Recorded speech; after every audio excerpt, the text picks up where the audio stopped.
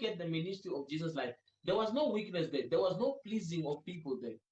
Let's not hear when his mother, his sister, his brothers, they came to him. They say, Jesus, your mother and your sister are outside.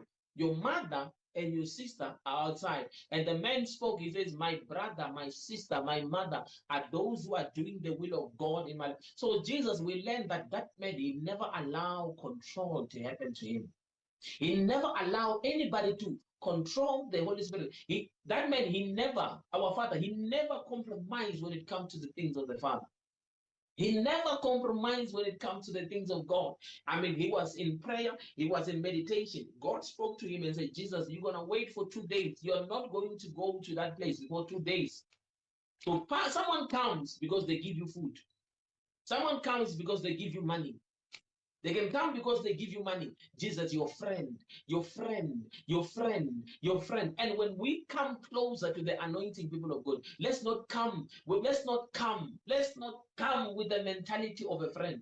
Let's not come with the mentality of I give this. Let's not come with the mentality of I do this to you. I do this to you. It's very dangerous.